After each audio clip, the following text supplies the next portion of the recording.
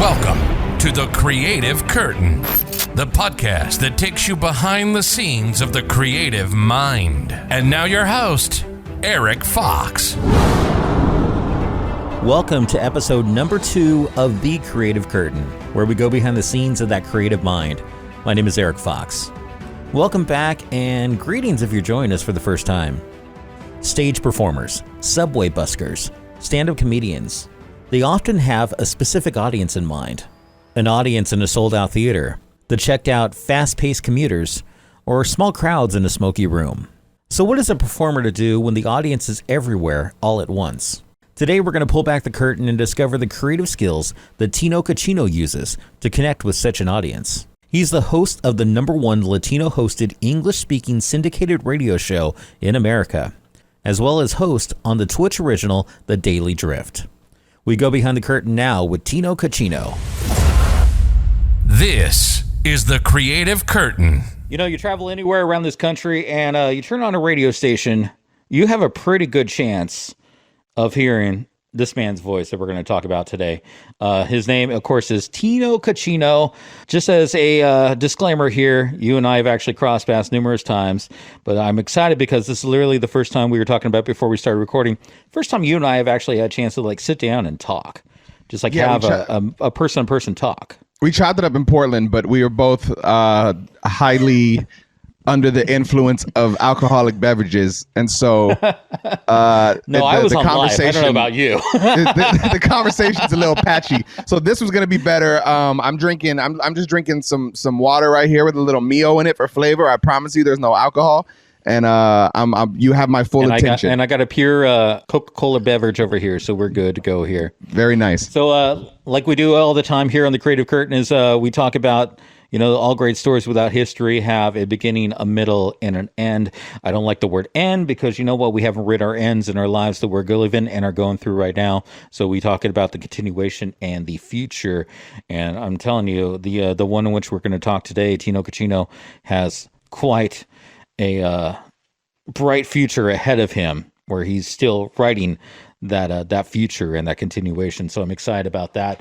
Let's go and start at the beginning, because you got started pretty early in this industry called radio. But let's talk about that before then. Where were you raised? Where is Tino Cochino originally from? Yeah, so born and raised in Lubbock, Texas. A little college town. Shout to Texas Tech. Go Red Raiders. I was, super young. I literally was 13. I was walking out of Cavazos Junior High, and in the spot every day where my grandmother would pick me up, there was a radio station set up, and it was like the first hip hop station I'd ever heard of. I mean, I was familiar with hip hop music, but it was the first station dedicated to solely playing hip hop music. And they had this huge van set up, and the tent and balloons, and it was an energy. And it was in the spot where she would pick me up every day. So I had no idea where she was. I didn't know what to do. I was like, well, if I go to this tent, chances are she'll come over here and find me. So walk over there, and I'm just, kind of enamored with it all. I'm just like, wow, this is crazy. The personalities were super cool. There was no street team in Lubbock. We never had a street team. It was the jocks did everything. The jocks drove the vehicle. They showed up. They folded all the shirts. Everything. And so the people just were really cool. They hooked me up with a bumper sticker and said, hey, we're new, tune in sometime. And then I look, and there was my grandmother parked right next to him. I didn't even see her because I was so focused on the station. I didn't tell her anything. I just was like, hey, that's cool. Set the bumper sticker down. We tuned into the station, never took it off. And something in her, man, I literally, I owe everything to her. Something in her told her to keep taking me around. So literally we would listen. We'd hear when they were going to be doing a remote, like a live broadcast somewhere. Mm-hmm. And without asking her, she would say, hey, let's go check it out. They're at this car dealership. Let's go see what they're doing. Or they're at this Pizza Hut. Let's go see what they're doing. And we would go. She'd tell me to get out of the car. I would approach the tent and stand there like a weirdo because I was super just socially awkward. And then finally, after a few months of doing that, the radio personalities were like, look, you're here all the time. If you're going to be here, we're going to put you to work. So I started folding their T-shirts and blowing up balloons. And then a few months after that, they started inviting me to the station, and just kind of turned into a thing. And then by the time I turned 16, I got a full-time position. This was 13 when you first started getting involved in here. So you said your grandmother picked you up. Were you raised by your grandmother? Was that kind of the household you were kind of raised in? Yeah. She raised me up until probably a couple years after that. And then I wanted to kind of just experience what it was like living with my mom. So I moved in with my mom right around 15. Was the home you were kind of raised in kind of a creative home at all? Was there any creative outlets or any kind of things in which you guys found your way to express yourself or explore yourself at all? Not at all. I mean, my grandmother was super like supportive, but dude, we lived in a trailer like in the middle of nowhere. My aunt had a little piece of land like outside of the city, literally like across the highway from the airport. And my grandmother had a trailer on this piece of property. We had no neighbors. It was me and my grandmother in this trailer, and then my aunt and uncle in this house, and that was it. I wasn't really into I was into the basic stuff, the school sports and stuff like that. And then once I kind of started getting into the radio thing, she saw my interest and bought me turntables. I had like some Gemini belt driven turntables that I kind of learned to mess around with, but it was always just radio stuff. I was making little fake air checks on like a cassette recorder, and I put my all into it at such a young age. It's weird. I don't really have anything else. I wasn't playing, like I wasn't on the basketball team. I was making air checks.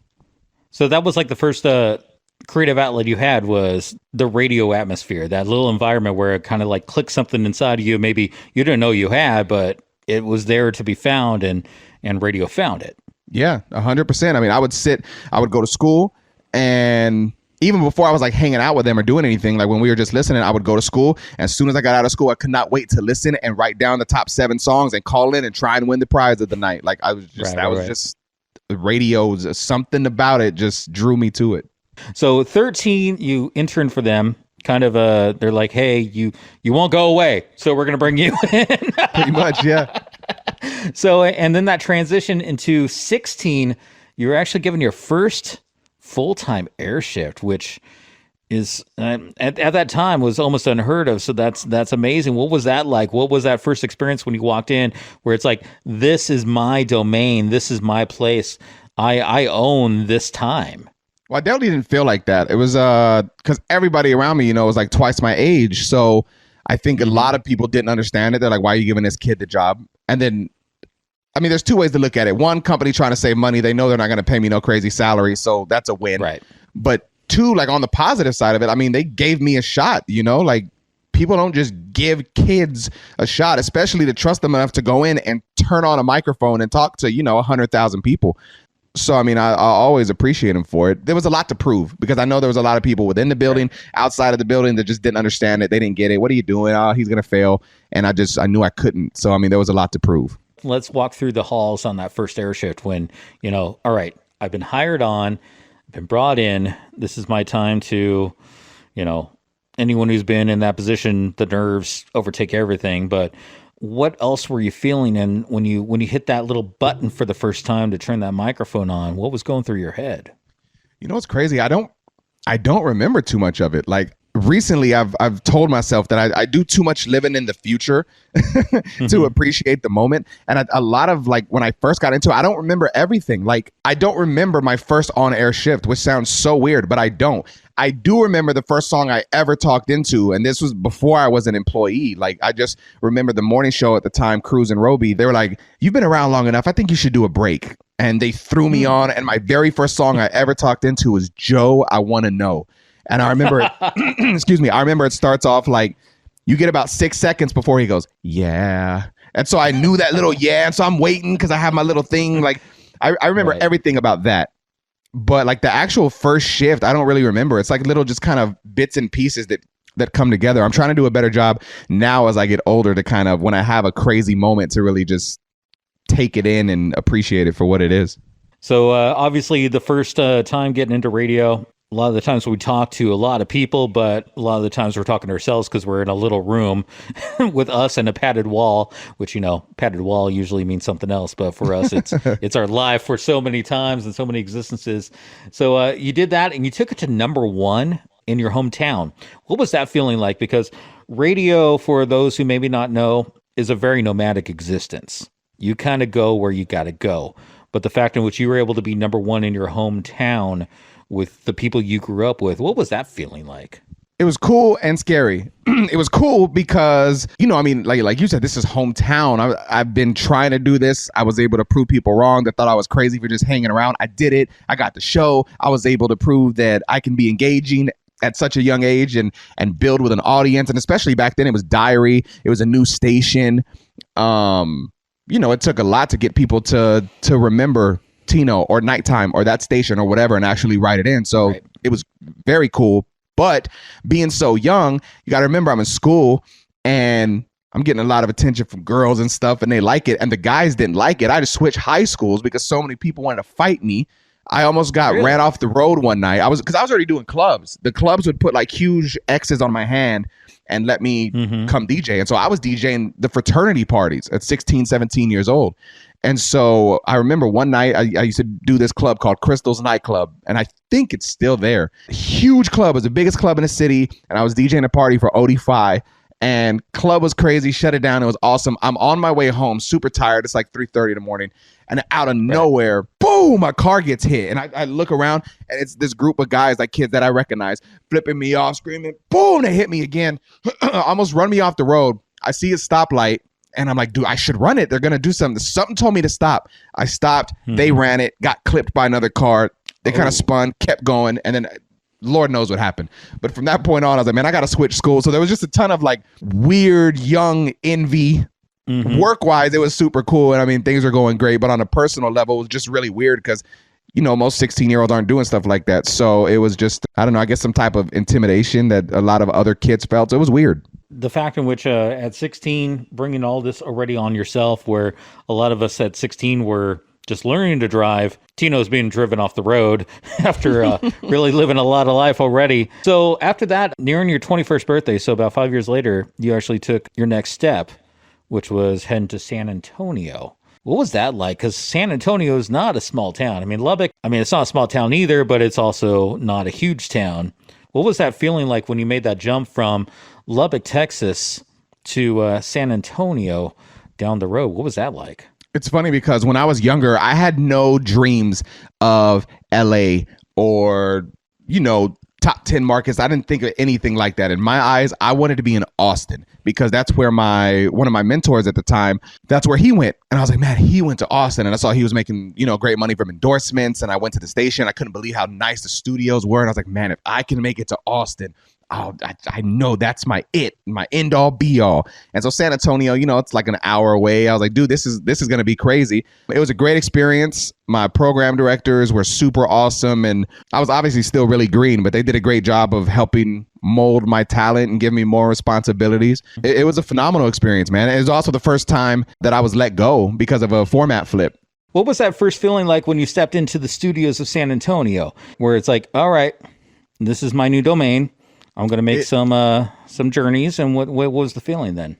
I remember that 100% because I felt like I made it. Like I remember I was in this nice studio with new equipment and we had a view of the city. And it was just, it was an energy that I just kind of never had before. I knew that was the next step. And I'm really big on competition. And there was a heritage station out there that a ton of people obviously listened to. They knew and respected. And so I knew we had a big challenge in creating awareness, not just about myself, but for the station in general, for the brand.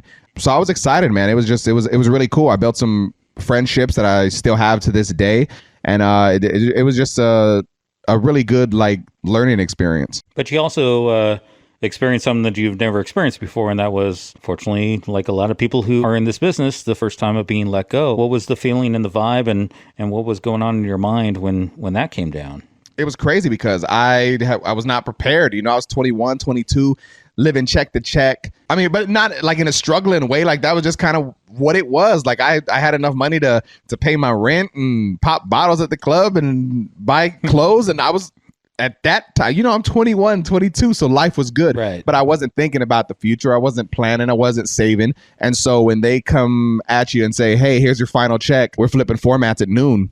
It's, like, whoa. What do I do? So I became a club promoter for almost a year and I would promote a night and then DJ it and split it with a friend of mine that would help me promote. And that was how I got by for like a year. But it's radio, and in radio, I think if you've been doing it for a while, that's just kind of what it is. The jobs come, the jobs go. It's really hard to find stability. And that was my first, taste of that.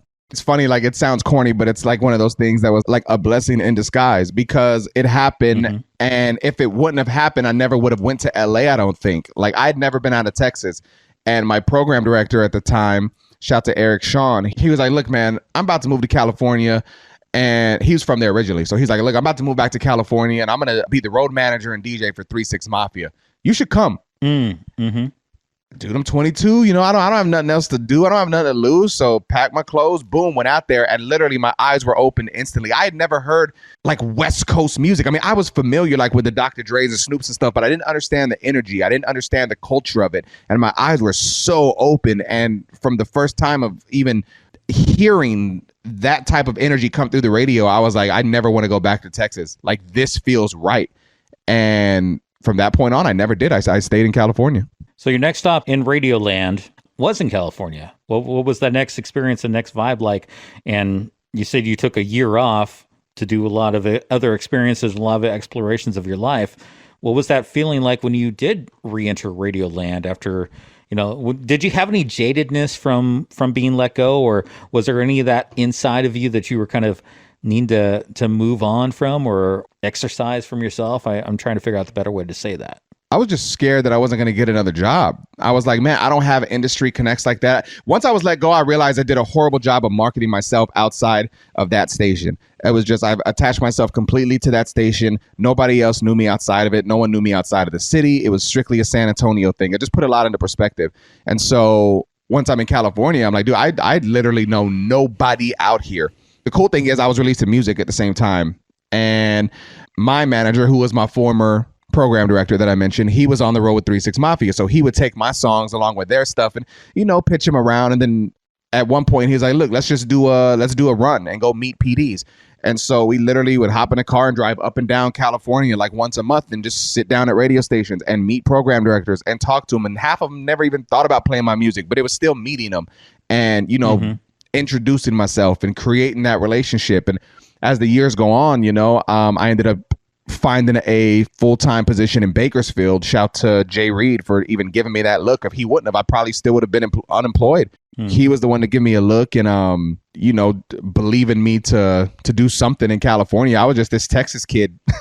So for him to even give me a shot, man, I'll always be appreciative. But yeah, Bakersfield is really where I think I started to create a name for myself, which is crazy. You don't hear a lot of people say that, but I for sure owe a lot to Bakersfield. We never crossed paths in Bakersfield, which is so weird to me. Yeah. That it took a lot of time later on where we finally crossed paths, because you and I were competing in a way. You probably don't even know who the heck I was at that point, or even, yeah, this guy ain't doing nothing because I'm kicking his you-know-what right now. You want to know the funniest thing, man? And I tell this to everybody. I never looked at the ratings out there. It might sound crazy. Dude, I didn't even make money in my radio career until 3 years ago. I'm 33 now. I never cared about money. As weird as it sounds, I never cared about ratings. My thing was always like a people thing. I judged it like in San Antonio. I wouldn't really look. It was just like I knew we were doing good if I felt that connection when we went out into neighborhoods or with the people or whatever. Right. Same thing like in Bakersfield. I was just appreciative that I had a job. I didn't even care about the ratings. I never once asked for a raise while I was in Bakersfield. I forgot what, some like super, they weren't paying me anything. And after it was all done, I found out I was doing great and I could have made some more money, I'm sure, but I never even asked for it because I was just appreciative to have a job. And then finally, my current business partner, who was a former program director, he was the one that really opened my eyes to the business aspect of everything and really fought for me to get paid and to understand that. And now it's a whole nother story. Obviously, we've turned the show into a business and things are good. But again, I mean, up until 3 years ago, I wasn't even thinking about ratings, money, anything. I was just happy to be doing radio. Well, I can easily tell you, you're doing very good. Because I did look at those and I did know those, and yeah, you did very, very well. So let's move on from Bakersfield. Your next stop, it was Phoenix, right? I mean and that is one heck of a jump. For those who maybe don't understand radio or don't know that field, that is quite a huge jump to go from Bakersfield, it's still a top 100 market, but it's in the lower part of the 100 market, to Phoenix, which is a little bit bigger than that. What was that like? Where did that come from? And what was that move like inside when you stepped into the studios there in the city that way too dang hot in the summer, but otherwise is okay?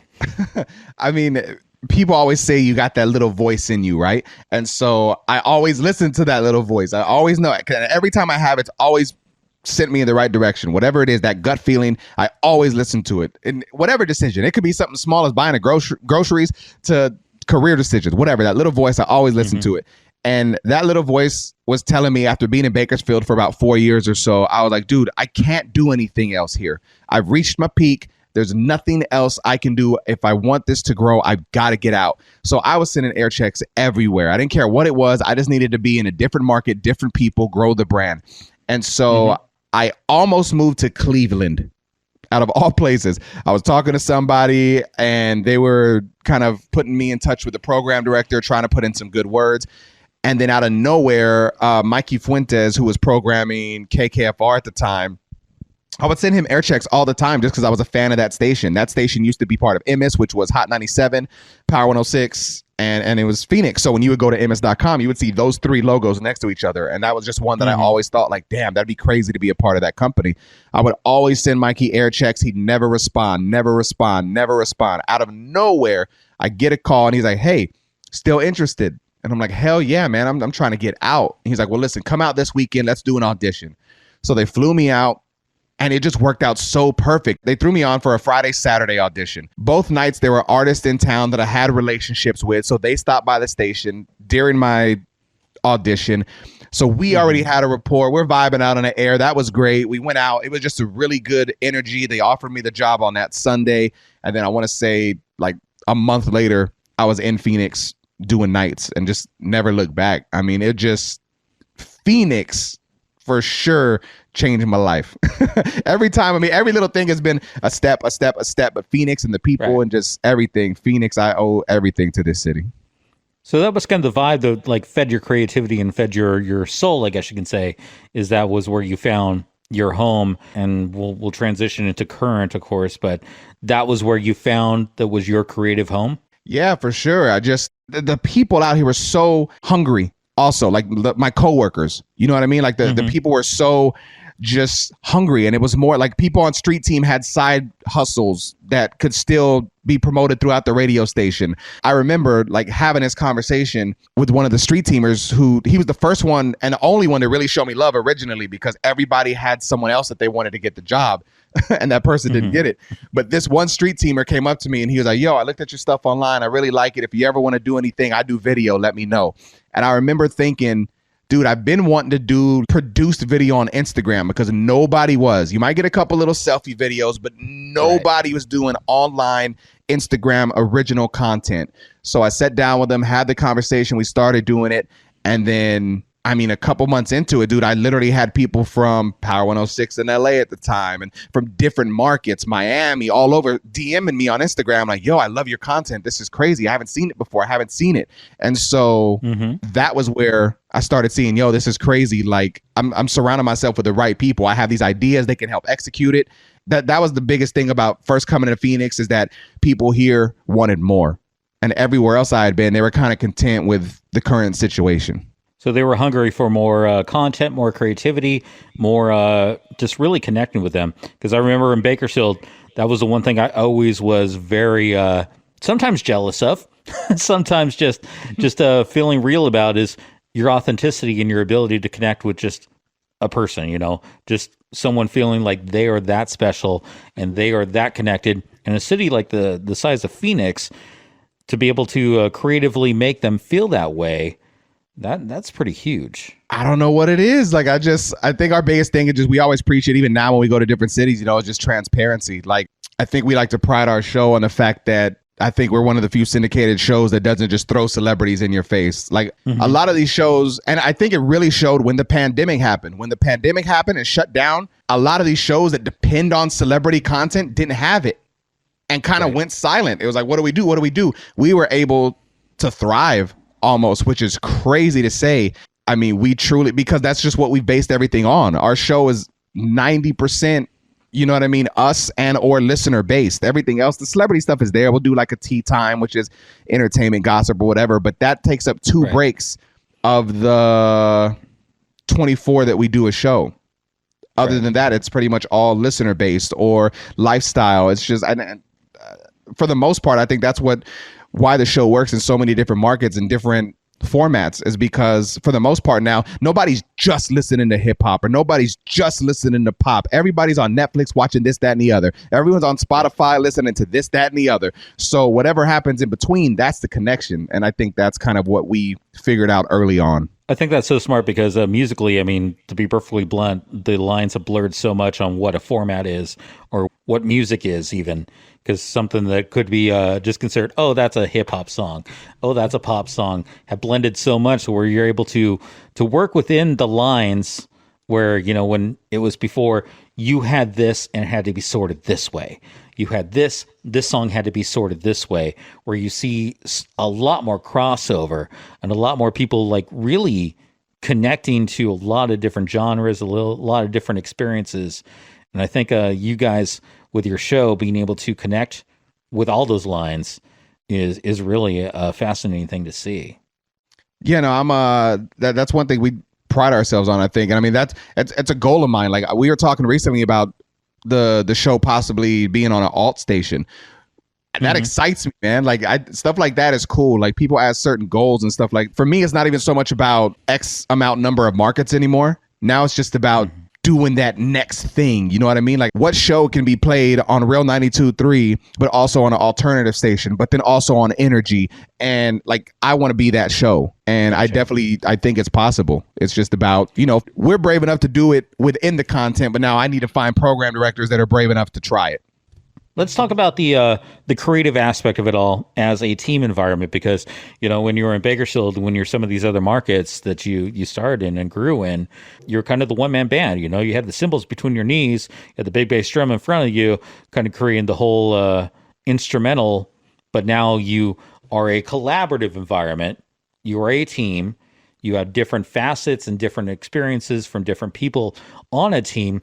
What was that like going from pretty much like you creating a solo experience with the cymbal between your knee to, you know, all right, I'm going to put the cymbal over here and let this person have a cymbal. I'm going to let this person have a drum. I'm going to let this person have a trumpet, and not really trying to do it all as a single person, but instead do it as a collaborative team. My fiance tells me all the time, Chuck, you just got to let go. Sometimes you just got to let go, and you can't have all of this pressure on you. I'm definitely a perfectionist, and I don't want to say I've just completely let go of the reins, but I do 100% feel comfortable with everybody's role and their ability to contribute. Like when we plan the show now, we basically have this app that everyone jumps in, and there's different tabs you can go into. There's a national tab, there's a local tab, and then there's a character tab. And so basically national is for if you saw a national story, if you saw something online or on TV or whatever that appeals nationally or can kind of just be talked about, you know, on the syndication anywhere, doesn't matter what city it is, you saw it and you felt happy, sad, mad, put it in that folder. If you saw something local, it evoked emotion out of you, put it in that folder. And then whatever happens in your life, if you get into a fight, if you saw something funny, if you tripped and fell, you saw this at Starbucks, doesn't matter what it is, put it in the character folder because it's for character development. And then every day before the show, we'll just open it up and literally plan it out. Like today's going to be about Nicasio. What has he done? Let's go to his folder. Whatever. So it's not a ton of planning, but it's more so just constantly being aware of what's going on in your life and being able to, you know, just be down to talk about it and document it. And everyone does a great job of it. Other than that, I mean, Serena takes care of all the celebrity stuff because, you know, she's younger and obviously more into that. Nicasio's role, I mean, he's the asshole of the show, dude. It is what it is. And he doesn't try to be. He just, people ask all the time, is he really that way? Is he not? Dude, it's just, that's what makes him him. That was why he got the job. Like, he was just a mixer. He was never a personality. I don't think he ever wanted to be. But when I would invite him in on podcasts, he would always just say the most outlandish shit without trying. It's just, he would. And I felt it. I was like, that would work on the air if we could just figure out a way to kind of bottle it up. And so he's got some type of gift. He knows when to just interject. And sometimes it works, sometimes it doesn't, but most of the time it does. And it's always a home run. And then as far as like behind the scenes, Matt is the god. Like Matt's always kind of been involved, but he's got 3 kids. He's got a wife. He doesn't have time to mess around for like minimum wage pay or whatever. So to finally get him on full time, it took me like 3 years, man, to fight and grow the show and get the budget. And I finally got it all worked out. But Matt's just Dude, Matt's my everything. He makes everything so easy. When it comes to our program directors that need anything, they can reach out to him any time of the day, and he's great at getting with me to make sure it gets done in a timely manner. He loads the show. He does everything. I mean, Matt really is like the backbone of the show, and he's worth every dime. And I'm so glad that we got him finally. Well, it sounds like the production process almost sounds like a TV show where you got a writer's room, where you got everyone who's bringing their little aspect to it. And at the end, you bring it into a fully, I mean, you don't script it out, obviously, because, you can't with this kind of creative outlet. You gotta be off the cuff. But you guys kind of do have your show as part of the production process. Like, this is what we're going to do in this break. This is what we're going to do in this break. Not necessarily break it down like scripting it, but you do kind of a bullet point for each break, or what does that really go into like that? Yeah, for the most part. I mean, it'll literally, like, it's broken down. Hour one, break 2, break 3, break 4, break 5, break 6. But then it's just a quick description. Like, 1 is tea time, brought to you by, and if there's a sponsor, the sponsor's attached. And then Serena just knows that's where she's gonna do it. Sometimes she'll write it in there, sometimes she won't. But just before the show, she'll be like, "Hey, I blogged this story. I'm gonna use it for tea time." Cool. Everyone knows that they can put whatever in. At the end of the day, I guess I have the final say of like, all right, we're going to do this. I don't like this, whatever.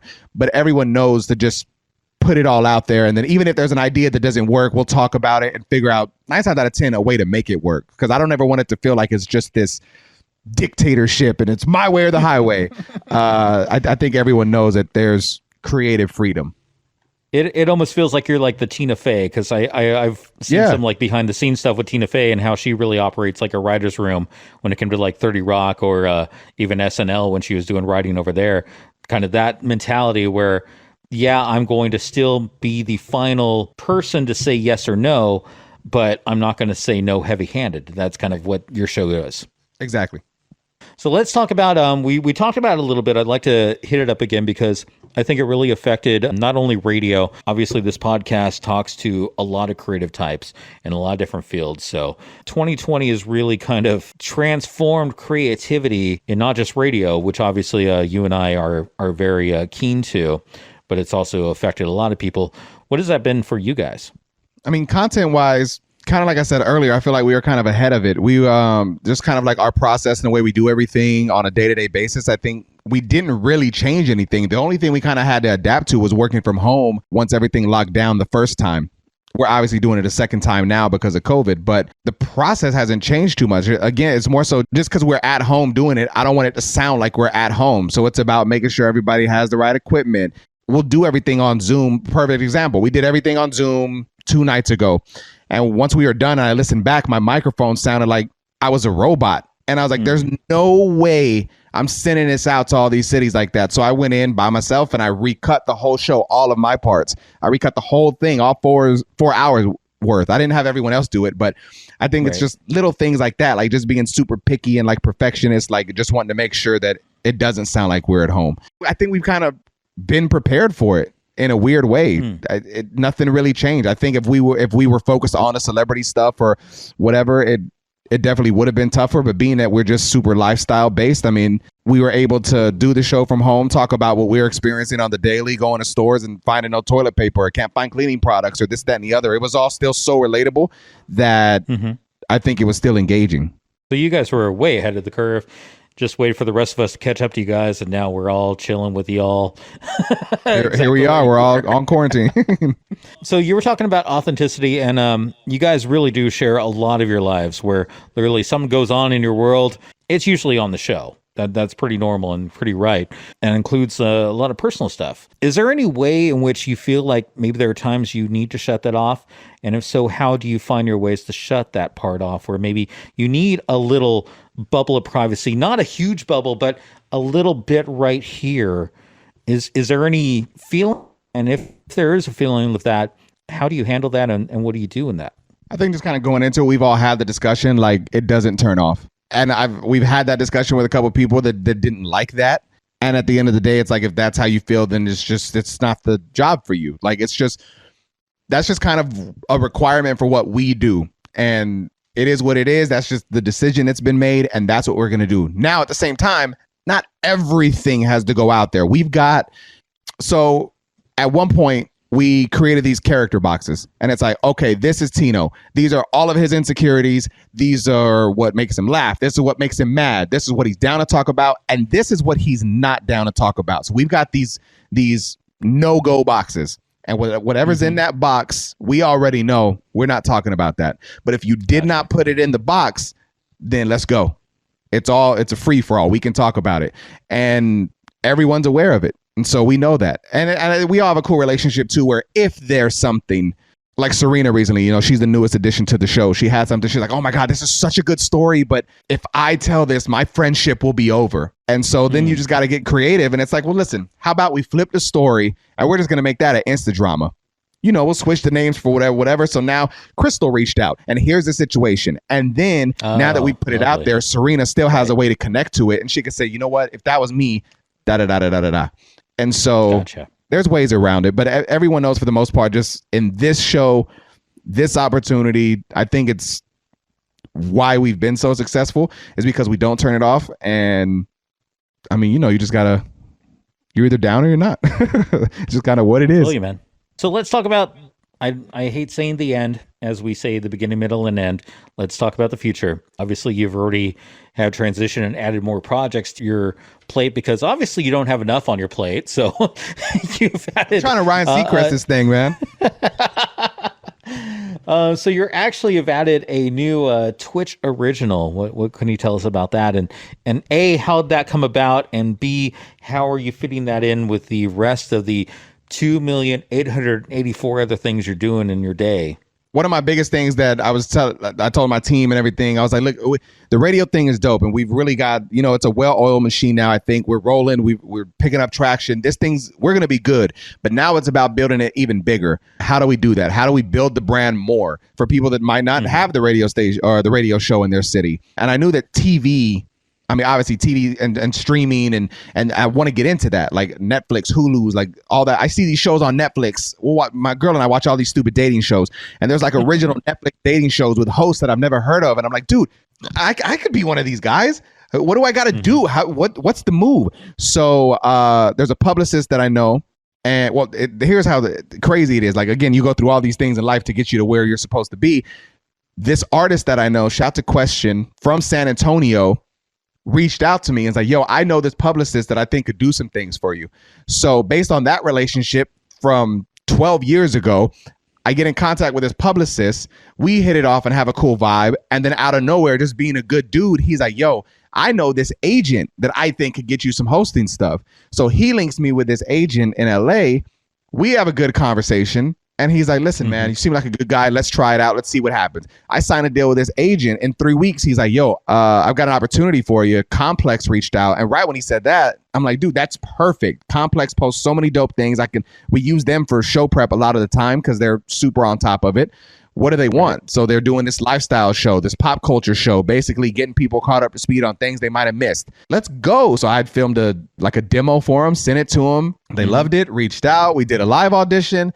And then boom, there we go. So now every Wednesday and Friday, we go on the Complex Twitch channel and we stream live for 2 hours. And it's literally just this. It's me talking to people. And then the cool thing is whoever's in the chat, they're the co-host. Literally, if we're talking about something that they don't like, if the comments are enough, like, yo, what is this? Let's go. We'll throw the story out and go to the next thing. Like, we have a show rundown, if you will, but the producers and everybody is so cool. We can just kind of throw it out and talk about whatever. So slowly but surely, we're building this little weekly online community on the Complex Twitch channel. And I'm excited to be part of it, man. It's really cool. For those who would like to connect up with you, what are the ways to connect with you? Where are your socials and other ways to find you? For the most part, man, our Instagram is definitely our heaviest. So you can go there for everything, man. We got a daily radio show podcast, like a recap of the show in case you miss episodes. We have a weekly podcast where it's just kind of us off the mic, cussing, talking about life and whatever. We do a ton of original social media content. Everything you need TCR related can be found Instagram at Tino Cochino Radio. This is the Creative Curtain. Thank you once again to Tino Cochino for stepping out from behind the creative curtain, showing us the ways he uses to connect with an audience that's everywhere all at once. Make sure you tune in pretty much wherever you are in the country. Next time on The Creative Curtain, we chat with one of the top educational YouTubers, someone who, like many creative types, has felt apprehensive about taking a chance and found a way to move forward, taking that leap in spite of the fear. I was hopeful, but I was terrified. I had no idea if this was going to work at all, or if I was just, a year later out of money and out of ideas. Lance Geiger, better known as the History Guy, next time on The Creative Curtain. This has been The Creative Curtain with Erik Fox. If you have any questions, comments, or would like to be considered to be interviewed, email contact@thecreativecurtain.com.